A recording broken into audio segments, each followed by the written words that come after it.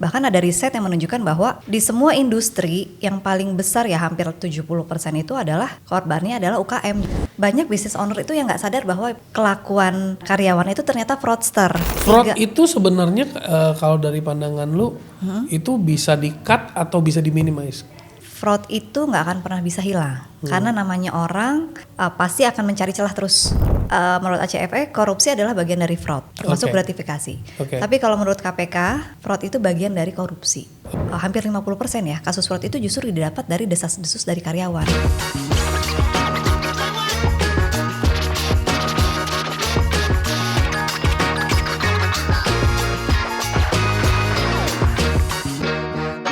Oke, welcome to Big Thinkers. Hari ini gua kedatangan sosok yang sangat menarik. Dr. Putih Aulia Rahma, dokter gigi yang berubah loh menjadi fraud examiner.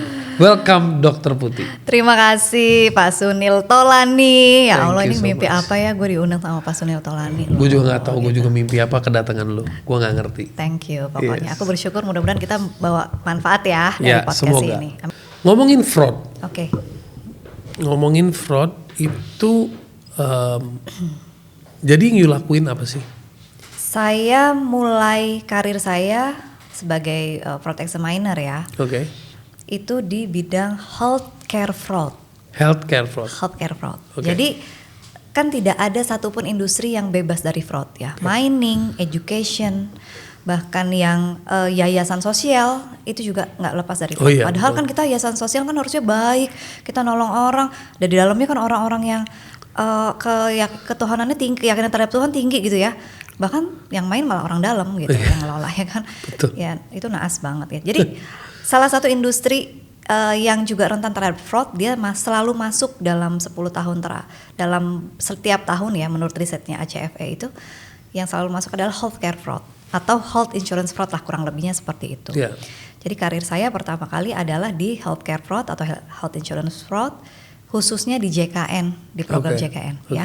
Karena program JKN itu kan tadi saya bilang duit semua masuk situ. Semua dana kesehatan sekarang dikelola di situ. Terus yang saya lakukan adalah pertama adalah education. Mengedukasi kepada pihak-pihak yang terlibat dalam program JKN ini. Jangan sampai dia fraud dan juga jangan sampai dia jadi korban fraud gitu ya. Dan yang pertama kali kita sharing, kita edukasi secara formal adalah BPJS Kesehatan.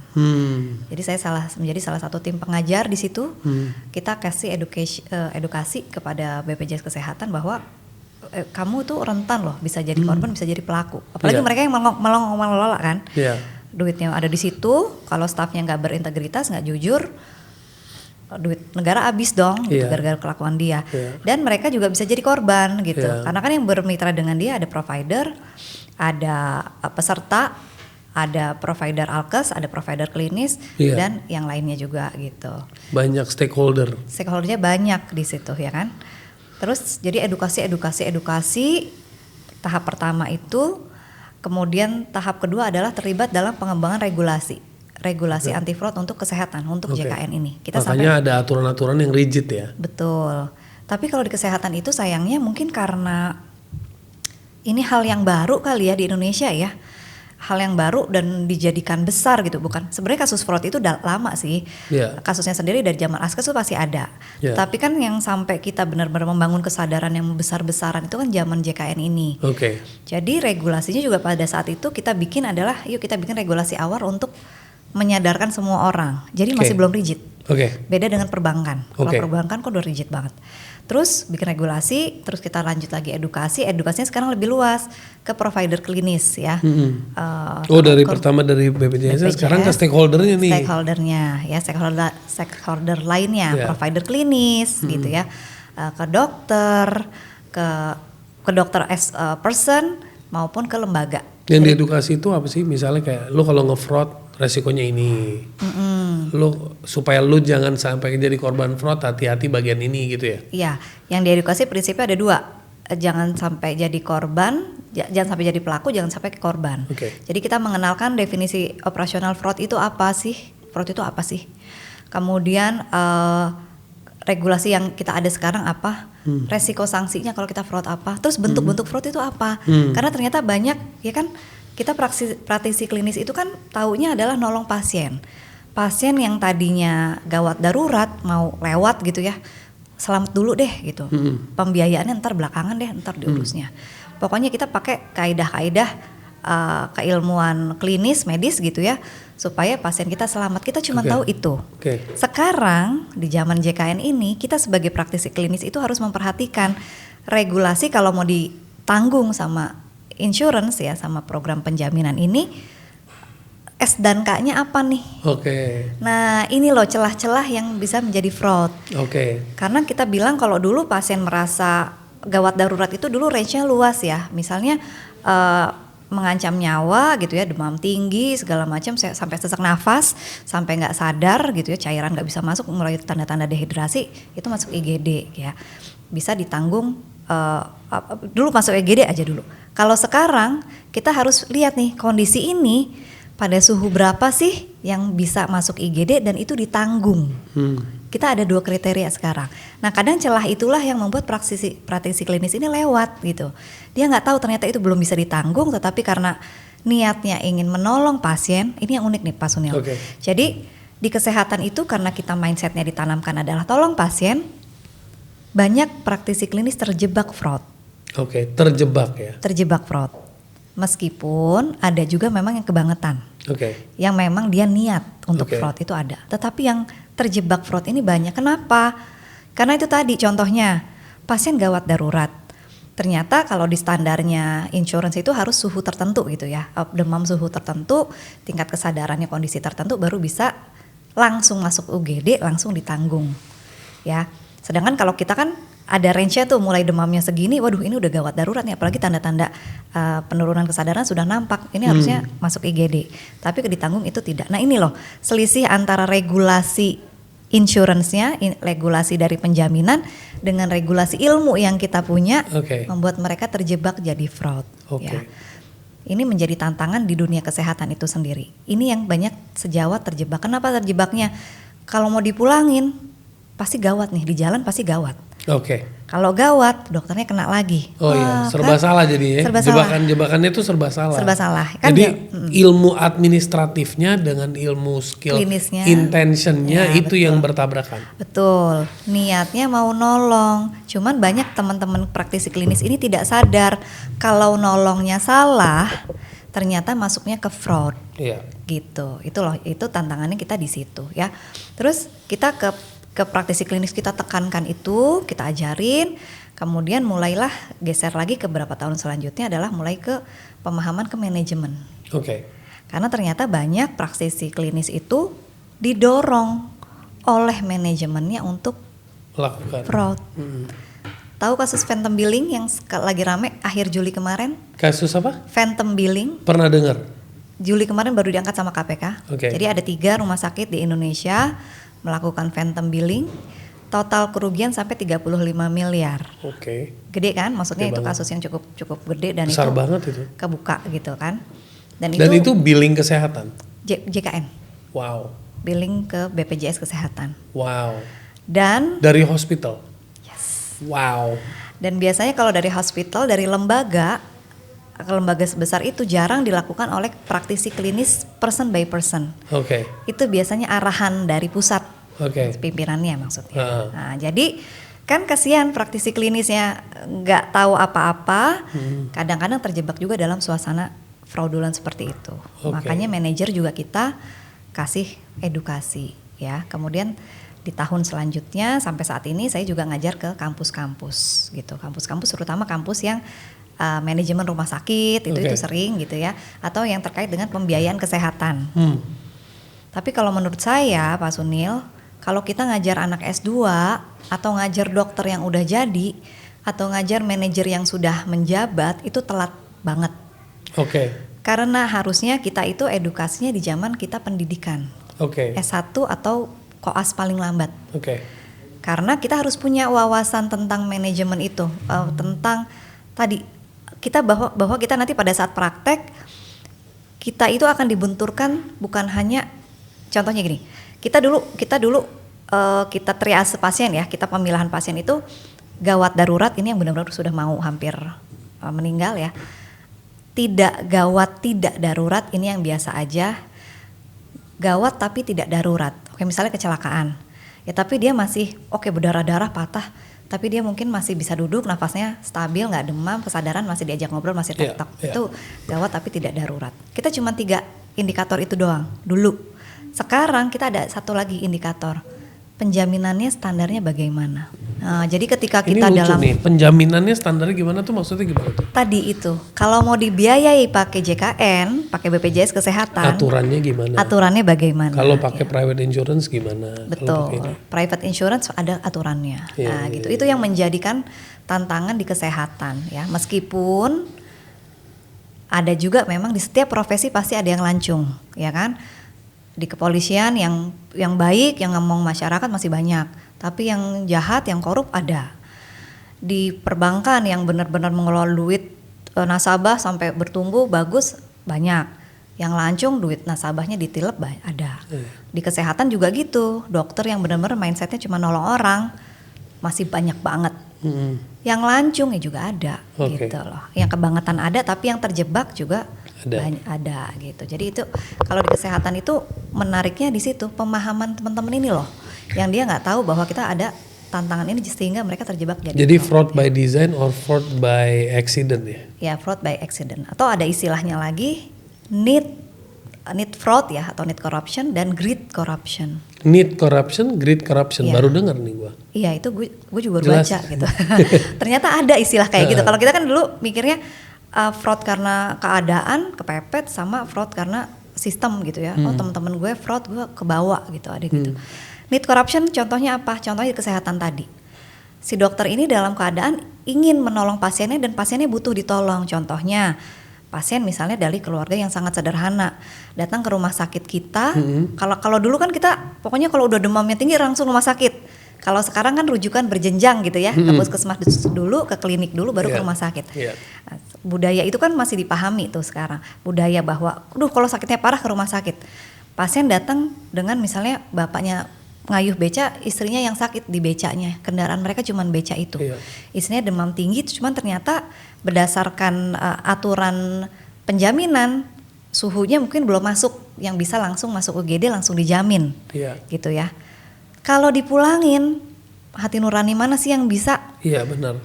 Gitu ya, udah lemes kayak gitu, dehidrasi misalnya gitu ya misalnya. Ya mungkin lah, tetap harus dijaga. Kita akan ingin menolong gitu, kita ingin menolong.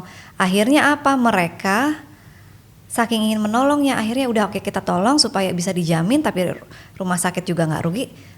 Rekam medisnya diubah. Iya, yang tadinya mungkin 38 derajat dijadiin 39 atau dijadiin, misalnya contohnya begitu ya. Betul. Jadi kayak dimainin supaya masuk ke dalam kriteria yang bisa dijamin, ya kan? Jadi pasiennya tertolong dan dibayar juga dengan penjaminan. Jadi dia 0 rupiah gitu loh.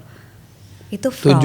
Tujuannya sebenarnya baik, tapi langkahnya yang tidak baik. Tidak benar. Bukan baik tapi tidak benar. Iya. Ya, itu namanya need corruption. Itu Kalau need corruption. Corruption. Dengerin ya, itu need corruption. Ya, sebaiknya tidak dilakukan. Jadi ini kita wawasan ya.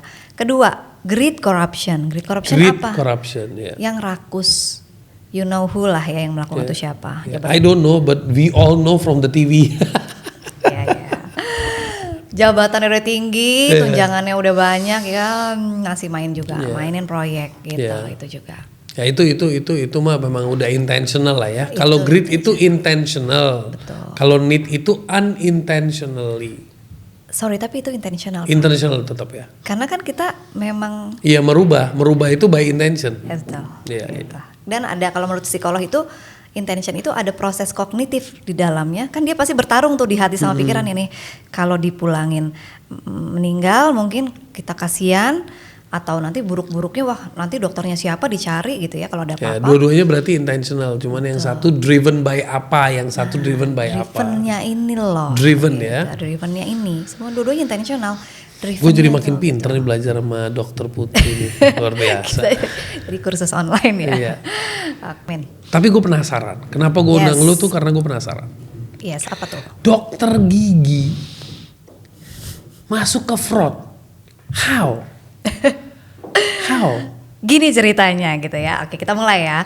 Jadi pas kuliah dokter gigi ya, kebetulan pas koas ya, pas ambil profesi itu kebetulan saya sekolah S2 juga, MMR, Magister Manajemen Rumah Sakit ya.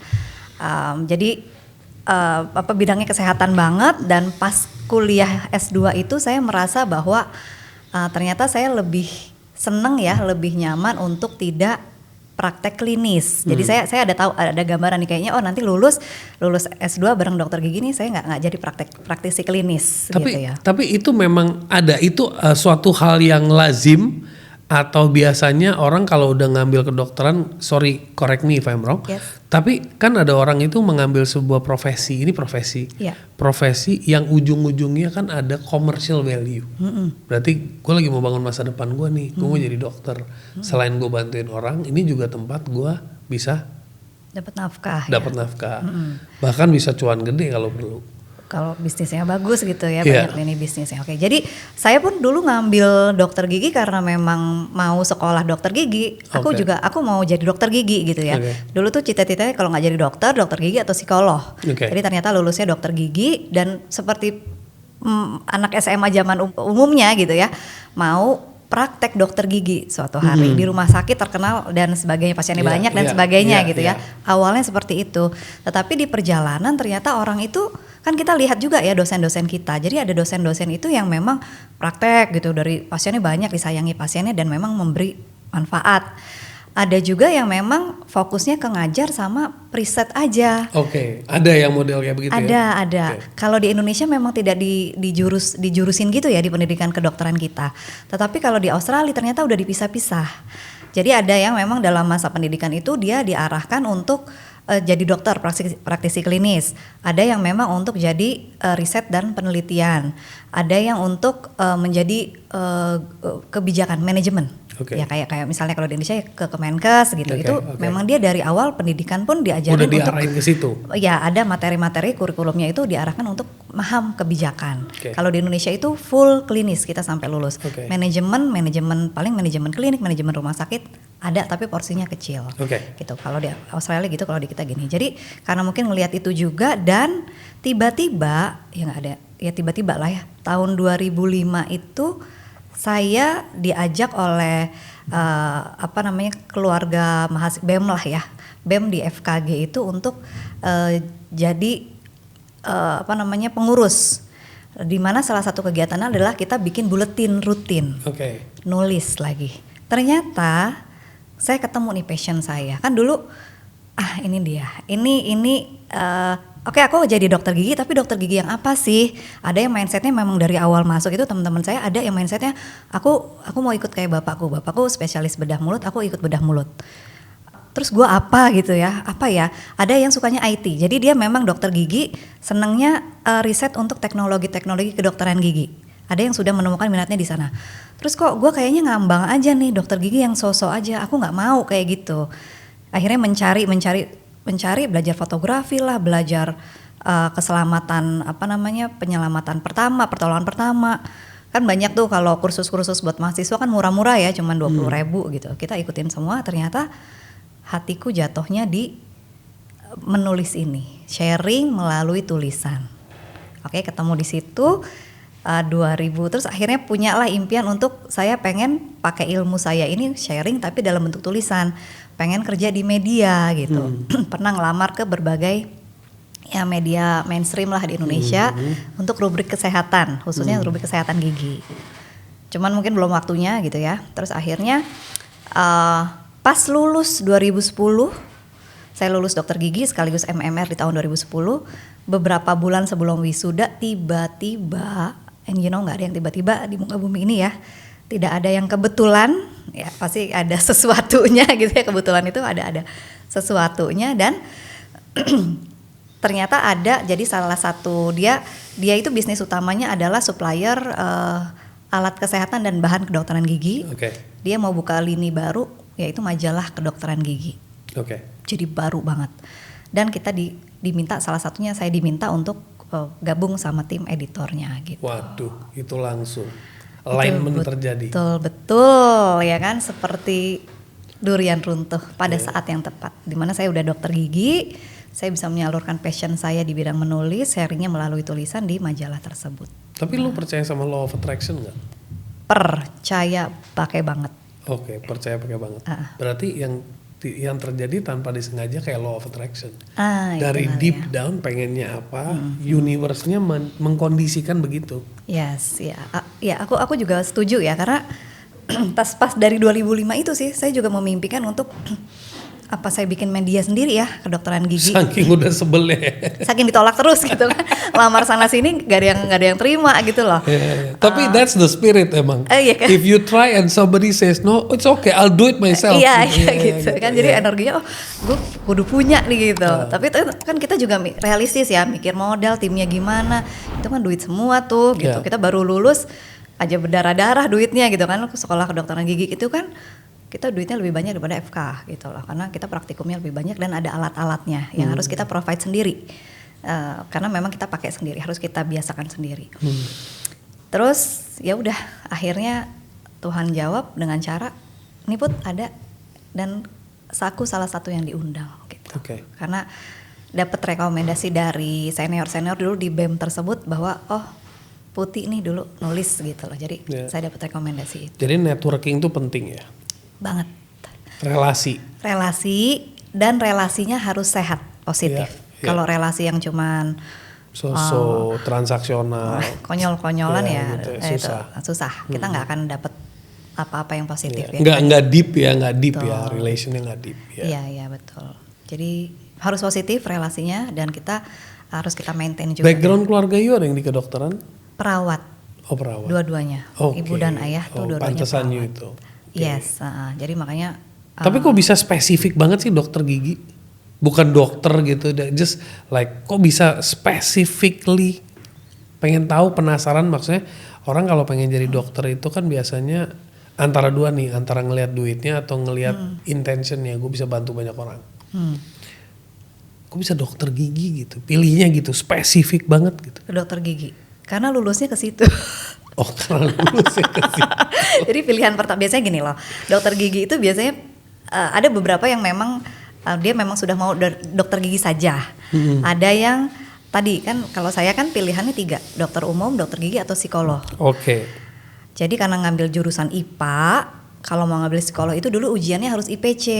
Kan jadi belajarnya 2 kali tuh, IPA belajar, IPS belajar. Jadi ntar aja deh psikolog, nanti aja deh. Jadi akhirnya pilihan pertama tetap kedokteran umum, kedua kedokteran gigi, dan keterimanya kedokteran gigi. Keren. Jadi aku ambil dokter gigi. Udah nyampe media, akhirnya udah seneng. Jadi teman-teman kalau punya hobi menulis, bukan berarti menulis itu nggak ada potensi. Kalau suka di dunia permediaan, bukan berarti media itu wasting time. Jadi if you do with your heart, you love it. Biasanya jalan dibuka ya. Yes, ada banget jalannya kebuka gitu. Tapi kadang-kadang if you do it with your heart, kadang-kadang dibukain jalan yang nggak pernah ditebak. Seperti masuk ke fraud. Iya, jauh banget gitu ya. Nah itu gimana dari kesehatan tuh? gigi, kesehatan banget, terus ke fraud ya. Jadi ceritanya gitu ya. Jadi lulus itu 2010 gitu ya. Karena sudah tahu hatinya bahwa tidak akan praktek gitu, hatinya nggak akan full di praktek. Jadi kebetulan pada saat penelitian S2 saya diajak menjadi asisten peneliti. Jadi kita penelitiannya payung sama dosen dan peneliti juga di tempat kerja saya sekarang. Beliau itu bidangnya arsitek rumah sakit, khusus di arsitek rumah sakit. Dan kebetulan saya juga dari kecil itu kalau misalnya mamah saya beli tabloid atau ayah saya beli koran, maka yang akan saya lihat pertama kali adalah rubrik tentang rumah-rumah. Ada yang khusus dia punya rubrik seminggu sekali, setiap hari Rabu atau Kamis, rubrik denah-denah itu loh. Jadi dia membahas tentang denah-denah rumah. Itu dari kecil loh, dari SD.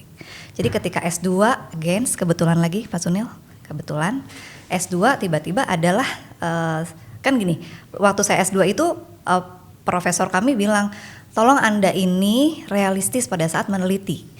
Mending kita jangan pilih topik yang ideal tapi terus nggak kelar-kelar, mending cari topik yang realistis di depan mata, tetapi selesaikanlah dengan ideal yang sebaik mungkin. Bagus gitu ya, itu. seoptimal mungkin. Iya, Akhirnya bagus aku, banget advice-nya. ya kan, aku pegang itu. Akhirnya daripada gue lama kuliahnya, pokoknya gue maunya cuma 2 tahun kuliah dan pokoknya selesai pengen kerja gitu. Karena kita udah sekolah mulu kan bosen juga ya. Yeah. Terus akhirnya tiba-tiba lagi si ibu ini nanya, ada nggak di antara kalian yang mau bantuin saya riset tentang arsitektur rumah sakit? Ceder, di situ dapat lagi. Arsitektur. Dena. Dulu masih kecil ya hobi kan?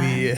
Impian masa kecil dulu juga pernah sih pengen jadi arsitek, cuman aku nggak bisa gambar gitu. Iya. Mimisan aja kan masuk arsitek gitu. Akhirnya aku nggak milih dan tidak menghilangkan impian jadi arsitek lah karena nggak bisa gambar.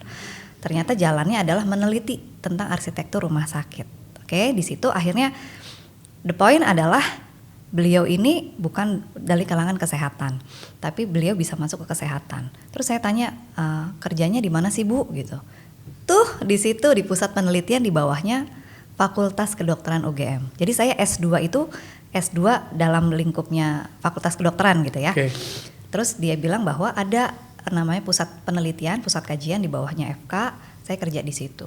Terus jadi beberapa bulan setelah lulus saya jadi asistennya beliau ya, meneruskan penelitian. Dan ketika proyeknya selesai, kebetulan lagi teman saya yang satu kelas zamannya S2 nanya, gue mau resign nih, gue nyari pengganti buat proyek gue gitu, bisa bantuin nggak? Boleh gitu kan. Saya akhirnya masuk ke pusat penelitian itu dengan tiba-tiba. Oke. Awalnya 2010-2014 itu saya bidangnya adalah kesehatan ibu dan anak. Bayangin ya, dokter gigi ke ibu dan anak itu udah kita belajar lagi. Lumayan jauh banget ya kan. 2014 kita mulai program JKN. Di mana JKN itu kan beda dengan zamannya penjaminan dulu ya, zamannya Askes. Askes itu kan dananya di plot-plot tuh ada Askes, Asabri dan yang lainnya. Nah sekarang JKN semua dana kesehatan dikelola di satu wadah, akan disalurkan kepada seluruh penduduk Indonesia seluruhnya, tanpa ada status kepegawaiannya gitu ya. Kemudian ada status keluarganya bagaimana, itu semua akan di cover. Duit yang begitu besar, aset begitu besar akan menarik semut-semut, termasuk semut-semut yang nakal. Ya, makanya fraud itu menjadi isu yang penting. Di tahun itu pula lah profesor yang board di pusat penelitian tersebut nyuruh saya belajar. Jadi all of sudden beliau buka pintu, saya lagi ada di situ, dia bilang, Mbak Putih, kamu mulai saat ini kamu belajar fraud. Kamu dokter gigi dan di gigi juga ada fraud, jadi kamu bisa belajar fraud. Mulainya di gigi fraudnya tuh apa sih? Oh maksudnya pada umumnya ya? Pelayanan gigi yang fraudulent itu juga ada ya. Tapi terkait insurance biasanya ya. Sejak itulah, jadi kalau ditanya kalau lu bisa masuk, karena gue jawab ringkas aja, disuruh profesor gue gitu. Bukan aku yang mau, aku gak kepikiran bisa terjun sama sekali, ini jauh banget gitu loh. Fraud itu sesuatu yang, fraud itu kan dekat dengan kriminal ya. Kriminal, accounting dan hukum, dia dekatnya ke situ gitu loh. Sama sekali nggak ada pikiran itu. Tapi nggak ada urusan kedokteran itu mah udah. Nggak ada. Pun kalaupun kesehatan ini kan lebih ke keuangan ya, gitu loh, ke pembiayaan kesehatan, bukan yang ke praktisi klinis gitu. Jadi berarti lu sebenarnya pengen jadi dokter berhubungan sama kesehatan, lu dipindahin ke arah kesehatan keuangan. Kesehatan keuangan dan kriminal, kesehatan kriminal gitu loh. Gitu. 2014. Aduh, dari mulainya buka pintu gitu, jadi sampai sekarang gitu kan. Jadi asal mulanya seperti itu. Jadi ngomongin JKN itu ngomongin kesehatan. Dari waktu awal masuk dari institusi JKN-nya, BPJS-nya sampai ke stakeholder-nya. Nah, dari proses itu what happen next? Oke, jadi saat ini saya masih aktif ya di anti fraud kesehatan, karena itu memang sangat dibutuhkan ya, apalagi tantangan di masa depan kan, pengelolaan dana JKN ini kan juga semakin menantang pastinya gitu ya. Pola penyakitnya juga mungkin lebih parah, atau kondisi masyarakatnya juga mungkin parah gitu karena masalah gaya hidup.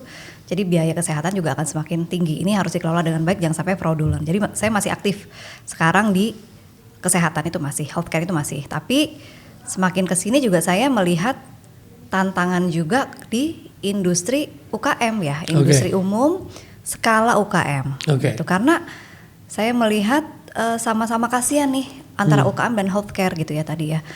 Kalau UKM ini, kalau healthcare tadi tantangannya adalah kita dalam kondisi yang ingin menyelamatkan orang, tetapi kadang terbentur regulasi itu kita belum terlalu paham, jadinya kita terdorong fraud gitu ya. Jadi kita terjebak fraud. Kalau di UKM ini mereka mungkin ada yang sudah mulai sadar bahwa fraud itu ada gitu ya. Tetapi kan sumber daya mereka terbatas. Ya kan? Misalnya mau sewa auditor, budgetnya mungkin nggak cukup. Mau nambah orang lagi supaya untuk segregation of duties gitu ya. Bagi-bagi pekerjaannya, bayar karyawannya nggak cukup duitnya gitu ya. Sedangkan yang ownernya juga mungkin sudah ngerjain yang lain gitu di bisnis itu juga. Mau pasang AI buat deteksi fraud pakai machine learning mahal banget gitu. Jadi UMKM ini sama-sama ngenes ya kalau menurut saya, sama kesehatan gitu, sama-sama dengan kondisi tertentu dia menjadi struggle banget untuk mengatasi fraud gitu. Jadi bukan hanya tapi UMKM itu lebih ke retail sector yang punya kerentanan fraud tinggi. Industri apapun, bukan hanya retail saja. Ya, dia di education misalnya, dia di jasa keuangan yang maksudnya skalanya masih kecil gitu ya, UMKM lah, di kesehatan tapi sektor kesehatan ya, bukan healthcare seperti misalnya di bisnis obat gitu, kayak apotek gitu ya, produksi obatnya, alat-alat kesehatan gitu, optik dan sebagainya, itu juga semuanya industri apapun tapi yang skalanya UMKM itu justru struggle. Bahkan ada riset yang menunjukkan bahwa di semua industri yang paling besar ya hampir 70% itu adalah korbannya adalah UKM justru. Jadi bukan corporate, karena corporate itu mungkin secara pemahaman dari pengelolanya ya udah lebih bagus, dan kalaupun ada gejala fraud di perusahaan mereka udah bisa, budgetnya cukup loh.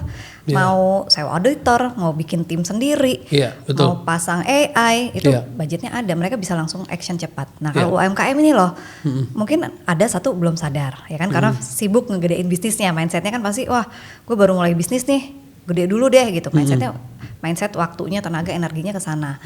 Kedua pun ketika mereka tahu, oh ada tantangan nih di fraud, di bisnis gue nih ada fraud nih, gue harus apa gitu loh, sumber daya gue terbatas nih gitu. Jadi tantangannya justru di situ gitu loh.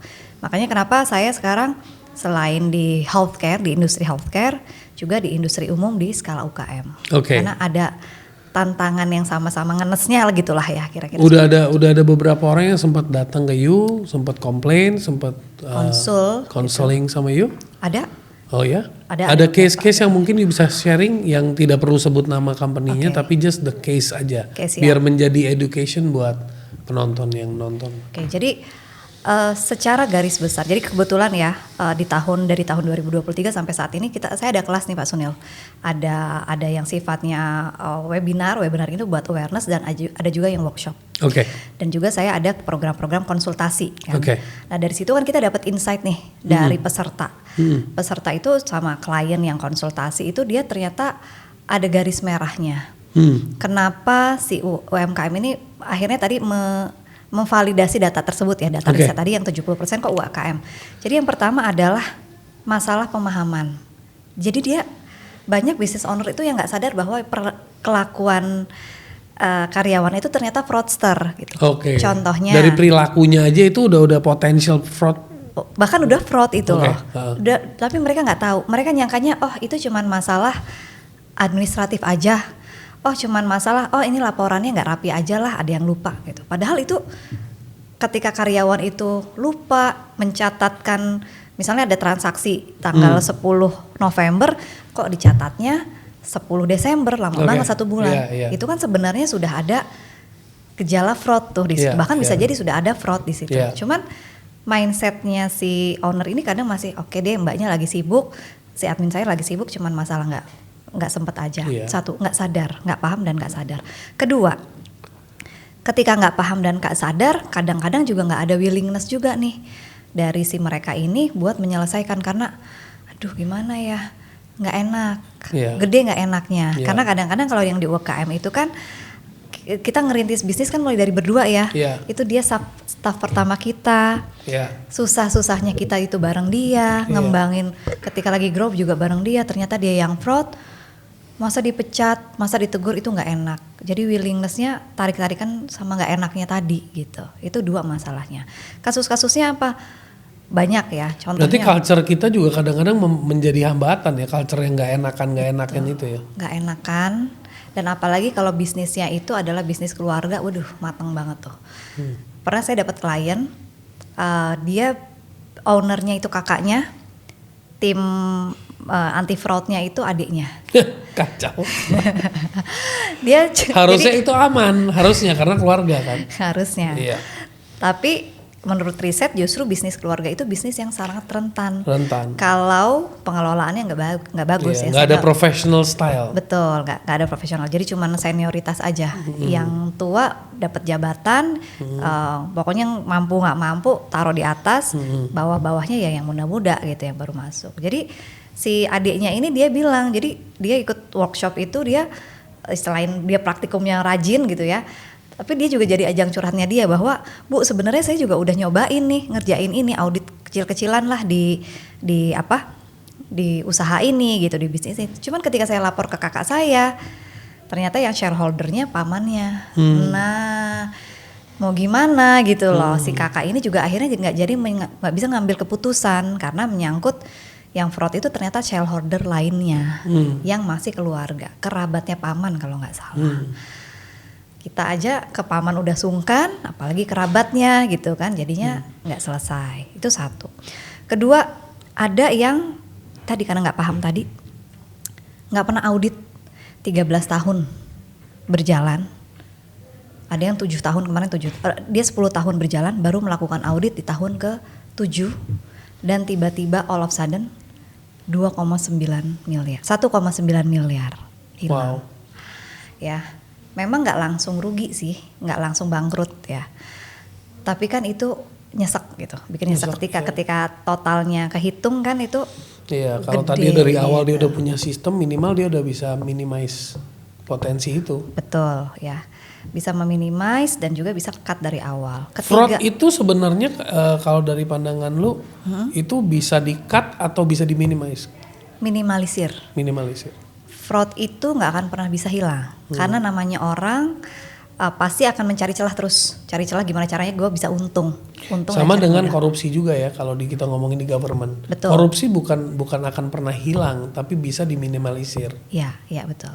Jadi kalau kita ngomong fraud atau corruption itu beda-beda lembaga, beda-beda terminologi yang dipakai. Okay. Jadi ada yang bilang kalau menurut ACFE ya, Association of Certified Fraud Examiner, asosiasi profesi saya ya, itu dia menurut ACFE korupsi adalah bagian dari fraud, termasuk gratifikasi. Tapi kalau menurut KPK, fraud itu bagian dari korupsi.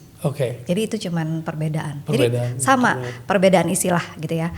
Tapi sifatnya sama, nggak akan dia bisa hilang. Tapi dia akan cuman bisa kita minimalisir. And controllable. Betul, dikendalikan. Mungkin yang udah ketahuan, karena kita cegat dari awal, jadi kerugiannya nggak besar. Atau yang baru gejala-gejala kita tahan, gitu. Atau kita mencegah anak-anak baru nih, yang baru masuk, kita tanamin integritas, suasana kerjanya kita bikin bagus, culture perusahaannya kita bikin bagus, makanya dia nggak ada niatan, niat aja enggak gitu loh, jangan sampai fraud gitu. Dan ada riset dari industri healthcare fraud ya, menunjukkan bahwa ini riset di Amerika Serikat. Jadi mereka itu punya program anti fraud di healthcare-nya dan setiap tahun mereka bikin report rutin. Jadi kita bisa download tuh di website Kemenkesnya Amerika Serikat. Jadi dari riset itu menunjukkan bahwa kasus fraudnya, jumlah kasusnya, orang yang coba-coba klaim palsu dan sebagainya, jumlah angka kasusnya itu semakin nambah. Tapi kalau awareness kita bagus, edukasi anti fraudnya bagus, penanganan fraudnya bagus, sistem anti fraudnya bagus, itu kasusnya berkurang. Dan ini kejadian di Amerika Serikat.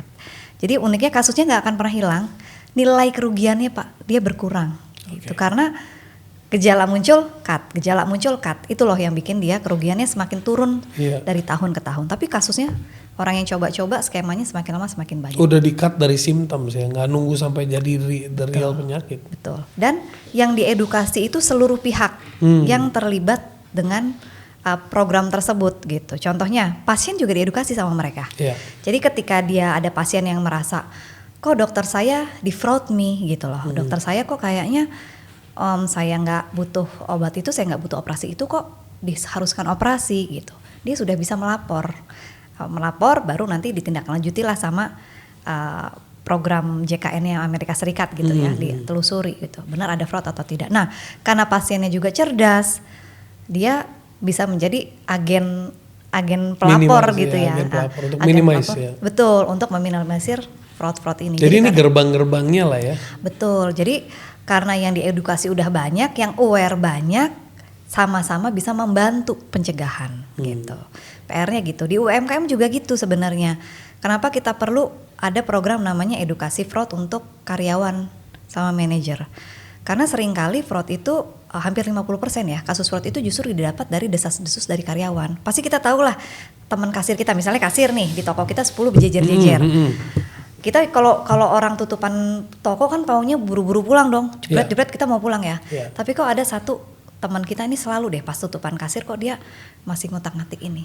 Bisa jadi kan dia sedang ngambil cancel order. Iya betul. Duitnya mau diambil sama dia gitu loh. Nah kan gelagat kayak gini kan pasti ketahuan sama temennya. Dilaporin lah ke bosnya gitu. Jadi makanya ketika karyawan kita itu wawasannya anti fraudnya bagus, justru bisa menjadi informan kita gitu. Nah ini saya banyak melihat business owner malah, waduh nanti kalau saya ikutin kursus anti fraud, malah dia nge-fraud. Gitu. Mindsetnya seperti itu. Ya memang fraud awareness ini dua sisi mata uang, Pak Sunil. Jadi kalau yang belajar itu mentalnya memang mental fraudster itu memang otaknya tuh memang pokoknya saya mau cari celah. Pokoknya gimana caranya greedy lah pokoknya. Ya greedy gitu ya. Pokoknya gue bakal cari jalan, dia akan fraud. Iya. Tapi kalau yang mentalnya berintegritas, dikasih tahu edukasi anti fraud malah jadi agen integritas justru. Ya. Dalam industri apapun. Berarti kuncinya kita harus punya satu kayak screening test untuk tahu ini potensi agen integritas atau bukan ya. Sayangnya screeningnya tidak bisa tahap awal kayak kita rekrutmen tahap awal itu enggak. Jadi ini data lagi ya. Kasus fraud kenapa sih? Apalagi di UMKM ya. Kok nggak tahu apa-apa kok tiba-tiba 3 miliar. Nggak tahu apa-apa tiba-tiba 1 miliar gitu. Bagi yang mikro kan 100 juta aja udah perih banget gitu ya. Betul. Tiba-tiba 100 juta.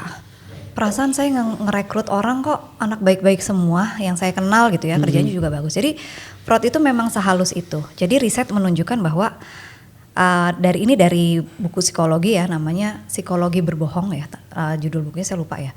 Pokoknya tentang psikologi berbohong itu dia bilang bahwa tidak ada satupun metode yang bisa menyaring dari awal orang ini tuh bakal jadi menipu atau tidak. Fraudster atau tidak. Ya, makanya ada namanya program Know Your Employee. Untuk mengevaluasi ini orang bukan hanya mencapai KPI-nya saja, tetapi juga memastikan bahwa ini orang ketika kerja yang dikerjakan itu memang sesuai apa yang dia seharusnya. Contohnya, dia melaporkan pendapatan per bulan 100 juta. Transaksinya A, B, C, D sampai Z gitu ya. Itu kan target. Target kita per bulan 100 juta, mencapai target. Itu satu poin. Tapi poin lainnya, program Know Your Employee adalah benar nggak semua transaksi itu transaksi yang benar? Berarti dicek lagi, dicek and recheck. Ya, jadi Know Your Employee itu bukan berarti kita tahu latar belakang keluarganya siapa, suaminya siapa, istri siapa, nggak gitu. Tetapi benar nggak? Karakternya gimana atau nggak? Lihat the work, look at the work. Lihat worknya dia. Benar nggak ketika dia contoh gini, target klien kita, target reseller kita bertumbuh 10% tiap bulan. Tahun ini 100, besoknya berarti 110 gitu ya. Ketika dia rekrut reseller, prosedurnya bener nggak? Jangan-jangan dia kasih gratifikasi atau janji-janji palsu ke reseller.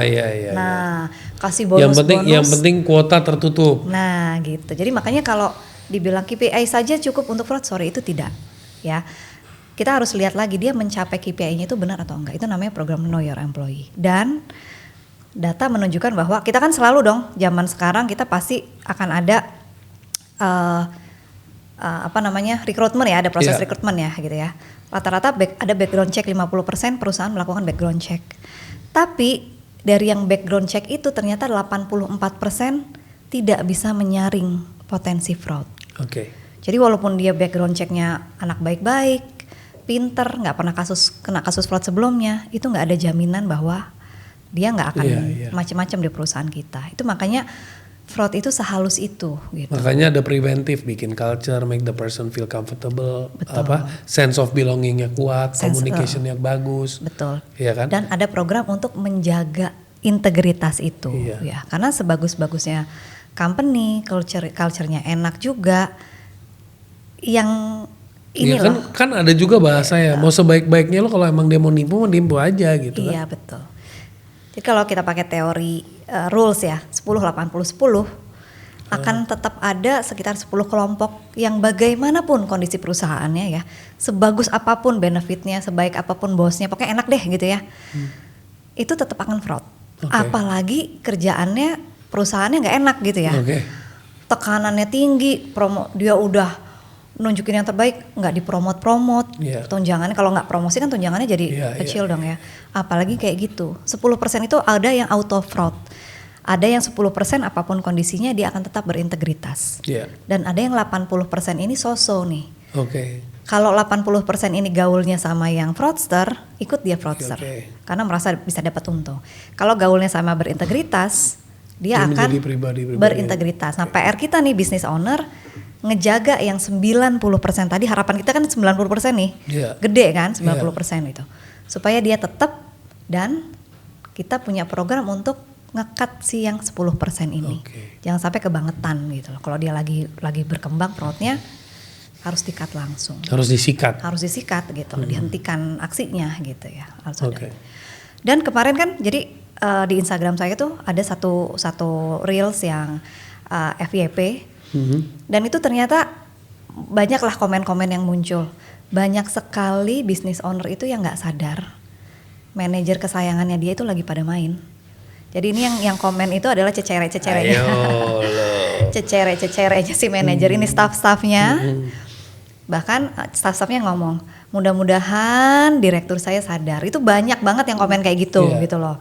Terus banyak juga yang DM gitu kan ya, aduh ya Allah mudah-mudahan si bos. Jadi banyak juga kasus-kasus misalnya yang bawa tahu, terus level manajernya dia tahu nih manajernya nih tidak berintegritas, tapi karena kedekatan manajer dengan owner, owner juga istilahnya menganulir, tutup kuping, tutup mata. Iya betul. Karena dia takut kehilangan orang yang dia percaya. Itu juga ada loh faktor-faktor itu. Sampai terbukti baru dia langsung sakit hati, sedih, lu kurang apa lagi, gue udah percaya sama lu gitu ya. Iya betul. Jadi baru pas udah di total kerugiannya 3 miliar satu orang doang gitu ya, baru dia perihnya baru kerasa. Tapi kalau baru dilaporin, Pak maaf Pak ini ada kondisi begini misalnya gitu ya, manajer kita gini-gini ya, itu biasanya kan masa sih gitu ya, saking percayanya gitu ya, nggak mau tahu gitu. Atau bahkan ada yang itu satu fenomena lainnya adalah, jadi ada dua kubu nih Pak Sunil, yang balas DM sama komen itu adalah satu kubu yang udah coba ngomong baik-baik, mengingatkan baik-baik tapi nggak didengar. Ada yang manajernya itu ngegencet dia gitu. Jadi lu macam-macam, lu kerjaan lu gue bikin jelek semua, lu pergi. Gitu. Nah itu jadi kan serba ya, ada fenomena seperti itu. Kalau kita nggak punya program integritas yang bagus ya, hal-hal seperti itu akan berlangsung terus. Gitu. Oke, jadi ini kesimpulannya adalah penting banget untuk kita semua. Thank you sharingnya hari ini. Untuk kita tahu pentingnya kesadaran terhadap fraud. Dan apa langkah-langkahnya yang perlu kita lakukan, pelajaran apa yang perlu kita ambil, training seperti apa yang perlu dilakukan, counseling seperti apa yang perlu kita lakukan untuk bisa meminimize atau memiliki culture yang bisa membantu anti fraud. Jadi bangun culture yang ada anti fraudnya gitu ya. Bangun culture-nya, tapi bukan guarantee, bangun culture-nya. Bangun culture itu tujuannya untuk mencegah atau mendeteksi sedini mungkin ya. Jadi kalau Anda pertama kali nih ya belum paham fraud itu apa sih gitu ya, baru ngeh gitu ya. Oh, berarti yang kemarin manajer gue berfraud nih gitu ya. Pertama kali adalah Anda harus belajar tentang yang sifatnya ikut aja dulu atau beli buku atau ikut kelas gitu ya, yang membuka kesadaran Anda. Pahami fenomena-fenomena fraud itu apa di perusahaan Anda, seperti apa gitu ya. Kemudian red flag-nya kalau ada karyawan yang fraud itu seperti apa, itu pertama kali pahami itu dulu supaya Anda tuh kebuka dulu otaknya gitu bisa ya. tahu dari behavior ya, pattern ya. Betul. Jadi kita wawasannya kita sebagai owner nih ya, atau manajer atau pengelola atau CEO, kita harus paham dulu nih. Oh, fraud itu bisa sangat-sangat bisa terjadi perusahaan saya dengan modus-modus seperti ini, dengan perilaku seperti ini. Tahap kedua, setelah kita semua sadar, karyawan Anda sadar, maka kita perlu pelatihan yang sifatnya teknis supaya tahu how to-nya untuk mendeteksi atau mengaudit atau ngecek lah gitu ya, istilah awamnya ngecek. Kalau kita ngecek misalnya, ini kira-kira kasir saya ada fraud atau enggak, yang dicek apa aja sih gitu ya. Misalnya mengecek antara kesesuaian duit cashnya sama nilai yang di mesin kasir gitu ya, atau mengecek kesesuaian antara mesin kasir sama stok barang. Itu kan skema fraud itu ada banyak. Iya, betul. Ya, ada puluhan lah, bahkan ratusan, kalau di perbankan ada ratusan. Tapi secara general kalau kita ringkas itu ada puluhan, 30-an kurang lebih. Masing-masing skema ada modusnya masing-masing. Katakanlah satu skema itu ada 5 modus. Ya. Fraud di kasir, modusnya banyak kan, ada kris, ngambil kas, cancel transaction, ada yang transaksinya nggak dimasukin, ya kwitansinya nggak dikasih dan sebagainya. Ada konsep retur gitu ya. Itu satu skema ada 5 modus. Jadi total ada 150 modus. 105 masing-masing modus punya strategi deteksi yang beda-beda. Katakanlah untuk mendeteksi kris itu beda, untuk yang refund dan retur itu beda lagi. Nah, jadi kita harus punya keterampilan seperti ini gitu ya. Kalau Anda nggak mau sewa auditor, kalau sewa editor mungkin akan terbantu. Atau kita pakai AI akan terbantu. Tetapi kalau Anda budget tight ya, maka mau nggak mau kan kita sendiri ya. Belajar lah, minimal dapat dulu awareness-nya lah. Iya, pemahaman awalnya gitu. Karena bisa jadi kalau nanti Anda hire auditor, ternyata auditornya belum bagus, Anda harus bisa counter nih gitu ya. Anda harus punya wawasan itu gitu. Kedua itu wawasan workshop yang harus meningkatkan keterampilan. Yang ketiga, ketika semua sudah dilakukan, kita udah bikin sistem, kita udah pelatih, tapi nggak bisa juga, maka Anda harus invest lah, harus panggil pihak ketiga kayak konsultan gitu ya, karena kan konsultan atau panggil coach. dokter putih lah. bisa gitu ya. Nah, kalau konsultan itu kan kita melihat dari sisi luar gitu, jadi punya pandangan yang lebih luas di perusahaan itu. Apa sih celahnya kira-kira ya? Kita harus bisa identifikasi nanti celah-celah dalam bisnis proses kita itu fraudnya di mana. Nah, dengan wawasan yang lebih luas dibantu dari pihak ketiga konsultan gitu ya, itu kita bisa lebih spesifik lagi gitu ya. Ibaratnya kalau pipa kita bocornya di titik mana sih? Atau pipa saluran yang mana, itu nanti akan dibantu ditutup. Nah, jangan nunggu sampai ganti pipanya ya kan? Betul, jangan nunggu sampai ganti pipanya, bocornya gede, bangunannya rapuh, nah itu kan malah berabe gitu. Jadi tahapannya itu, pokoknya Anda kalau sama sekali nggak ngeh, dikasih tahu sama staff Anda nggak sadar-sadar, Anda belajar dulu yang awareness. Nanti kalau Anda udah tahu, oke, saya udah temu nih fraud, saya sadar ini fraud, belajar yang teknis. Tapi kalau udah melakukan semuanya, ya sudah, mau nggak mau harus panggil yang ahlinya lagi gitu untuk membantu melihat dari sisi yang lebih luas, sehingga Anda bisa terbantu lah melihat tadi mana celah-celah yang bocor tadi. Kira-kira itu. Oke teman-teman, jadi semoga episode kali ini membuat kalian sadar. Jadi kalau bisnis tuh bukan cuma naikin omset, tapi juga perhatikan area-area di mana kita bisa bocor tanpa kita sadarin. Bocor melalui trust, bocor melalui manajemen, bocor melalui kelalaian-kelalaian lain.